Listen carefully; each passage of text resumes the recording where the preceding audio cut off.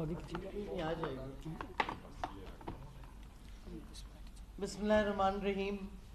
آپ کا بہت بہت شکریہ نیشنل پریس کلب کا، خاص طور پہ انور صاحب آپ نے ہمیشہ مجھے انوائٹ کیا اور یہ پلیٹ فارم دیا اپنے اظہار خیال شیئر کرنے کا. اور آج بھی آپ نے جب میرے سے جس دن مجھے انہوں نے کڈنیپ کیا تھا، دوسرے دن آپ نے کانٹیکٹ کیا تھا، تو میں نے کہا تھا میں پشاور سے آؤں گی تو ڈیفینیٹلی آپ کے پاس آؤں گی. آپ نے ایک دیکھیں، پہلے تو میں بتا دوں کہ تحریک انصاف کا جب بھی پروٹیسٹ ہوا ہے یا دھرنا ہوا ہے یا جلسہ ہوا ہے، کبھی ہم نے تشدد نہیں کیا، وائلنس نہیں کیا. ہمارے ہمیشہ پیسفل ہوتے ہیں کیونکہ ہمارے ساتھ فیملیز ہوتی ہیں.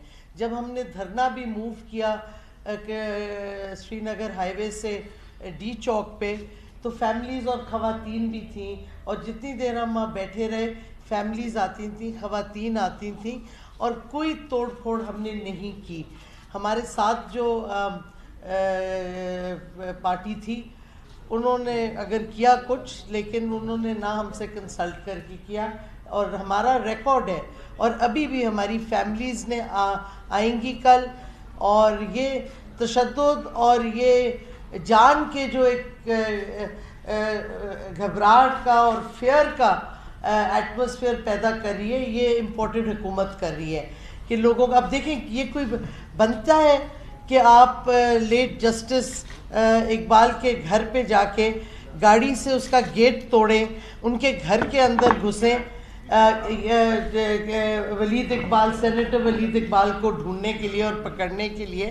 ایک اتنی رسپیکٹیبل فیملی، علامہ اقبال کی فیملی، اور آپ پنجاب پولیس نے جا کے گاڑی مار کے گیٹ توڑا، اندر ان کے دروازے توڑ کے گھسے اندر، حالانکہ ان کو پتہ تھا کہ ولید اقبال نہیں ہے. یہ تو ایک قسم کی اسٹیٹ ٹیررزم ہے کہ آپ لوگوں کو خوف زدہ کریں، ان کو ڈرائیں دھمکائیں. آپ نے کنٹینرز ہر جگہ لگا دیے ہیں. مولانا فضل الرحمان کے 2 دھرنے ہوئے ہیں اسلام آباد میں ہماری حکومت کے دوران، ہم نے تو نہیں کسی کو روکا. پی لے کے آئی ہے دھرنا، ہم نے نہیں روکا.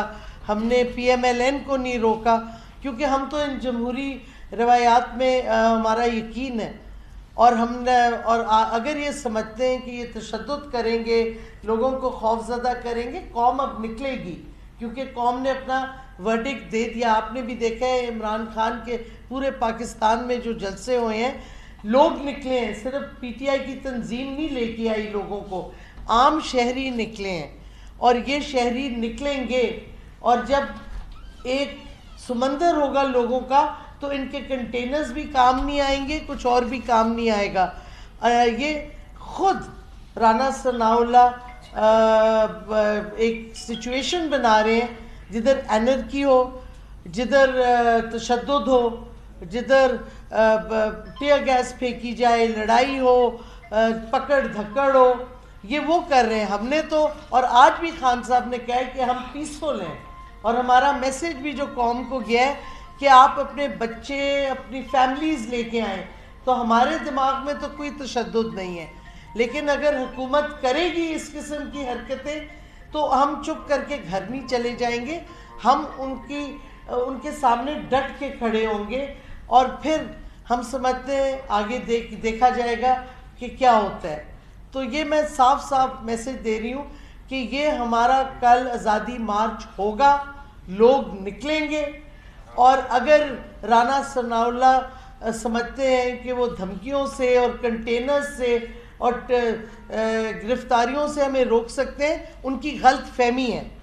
اور میں یہ بھی بتاتی چلوں، وہ جو کانوکٹ ہے، مجرم آن بیل، مریم نواز، کہ جی عمران خان کے بیٹے پہلے آئے. وہ بھئی عمران خان کے بیٹے اپنی ماں کے ساتھ، جن کی طلاق ہو گئی ہے عمران خان سے، بچپن سے لندن میں رہ رہے ہیں، ابھی تھوڑی بھیجے ہیں. آپ اپنے بھائیوں کو بلائیں نا، اپنے کیسز کا جواب دیں، سمجھائیں، قوم کا پیسہ جو لوٹا ہے واپس کریں. وہ کیوں چھپ کے لندن میں بیٹھے ہیں؟ آپ اپنے باپ کو بلاؤ جو 2 ہفتے کے لیے گیا تھا اور خوفزدہ ہو کے واپس ہی نہیں آ رہا. تو آپ کس منہ سے باتیں کریے کہ جی خان صاحب پہلے اپنے بیٹوں کو بلائیں؟ اس سے یہ ان کی لاسٹ ڈیسپریٹ اٹیک ہے. ان کو فوبیا ہوا ہوا ہے عمران خان کا. مریم نواز کو تو ڈیفینیٹلی فوبیا ہوا ہوا ہے کہ ساری چیزیں لے دے کے ایک پرسنل اٹیک عمران خان پہ ہوتا ہے. آپ پالیسیز کی بات کرو کوئی اگر ہے.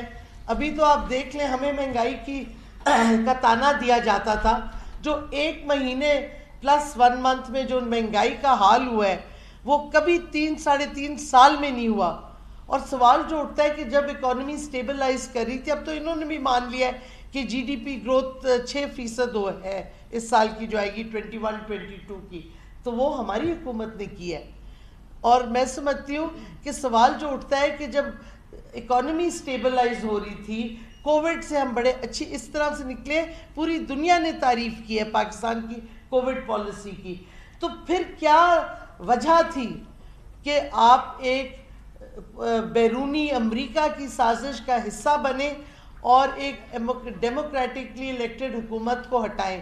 کیا یہ واحد وجہ تھی کہ امریکنوں کو بیسز چاہیے تھی؟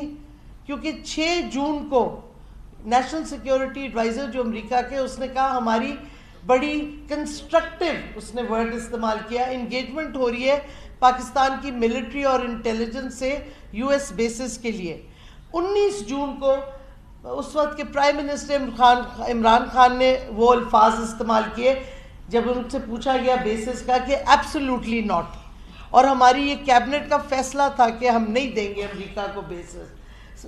میں یہ سازش کو اس تاریخ سے ڈیٹ کرتی ہوں کیونکہ اکتوبر میں مجھے نہیں سمجھ آتی, اور یہ سوال میں نے پوچھا ہے ہماری اسٹیبلشمنٹ سے کہ سی این این کی کہانی آتی ہے آئی تھنک 23 اکتوبر کے لگ بھگ کہ ہماری بات چیت کنکلوڈ ہونے والی ہے بیسس پہ, اگریمنٹ ہونے والی ہے. پھر سوال اٹھتا ہے کون اگریمنٹ کر رہا تھا جب پرائم منسٹر اور کیبنٹ نے کہہ دیا کہ نہیں ہوں گی بیسس, تو کون یہ کر رہا تھا اور کس اتھارٹی سے یہ نیگوسیشنز جاری تھی؟ تو اگر آپ یہ سارا کچھ دیکھیں تو سارے تانے بانے بیرونی سازش کے ملتے ہیں, اور لوگوں کو غصہ 2 وجہ سے ہے جو وہ خود نکلے ہیں خان صاحب کے ساتھ. ایک ہے بیرونی سازش اور یو ایس بیسز کا, اور دوسرا کہ سارے چوروں کو آپ واپس لائیں. 60% کیبنٹ آپ کی بیل پہ ہے اس وقت.